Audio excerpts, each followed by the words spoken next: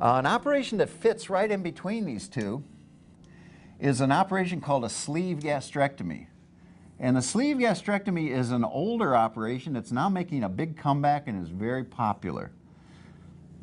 The sleeve gastrectomy was initially used as the first stage of a two-stage operation for people who are too big to have this done safely with the scopes. 500-pound guy, this big around, can't even reach around him. This part starts to get pretty dangerous. But what we could do is go into his upper abdomen with our scopes, identify this muscle, measure back about 1.5 inches, and then with our laparoscopic staplers, we would make a firing like this.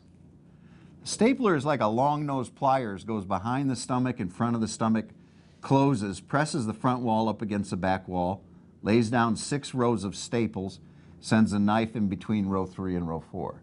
So we have the front wall of the stomach stapled to the back wall with 3 rows of staples on each side. And then I would have anesthesia pass down a tube which was about as big as your little finger through your mouth. And then with my stapler, I would kind of hug that tube all the way up until we had separated the main body of the stomach from this long tube. And then we take this part out. This comes out of your body. And I give it to the pathologist.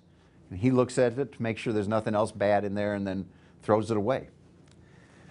And then we take out the tube.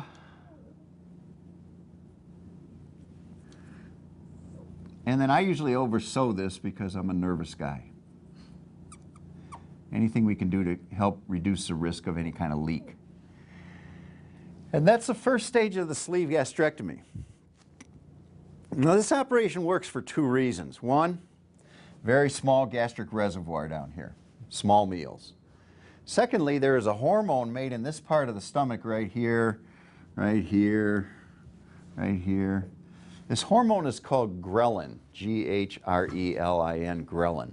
And ghrelin is a hormone that gives us appetite, makes us think about food, makes us seek our next meal.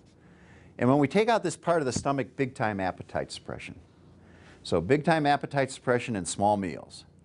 So we would get this guy through this, and that's a death-defying leap to get a 500-pound guy through bariatric surgery. And he'd get down to about 280. But he thought, I need to be 180. I need to be buffed.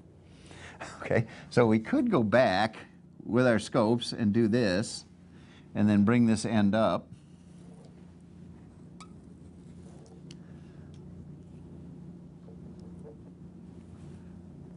And make this connection here. And now we have a standard gastric bypass, or another operation called a duodenal switch. But what we're finding is, as we gain experience with the sleeve gastrectomy, is that most people don't need the second operation. That if we offer sleeve gastrectomy not just to the biggest of the big, but to all bariatric patients, and we practice what we call modern bariatric surgery, you still got to change. You got to change how you shop, how you cook, how you find time for exercise, how you manage your stress. That I think it's very unlikely we'll do many second stages. Okay, so I think for most patients, sleeve gastrectomy is going to be a 1-stage operation.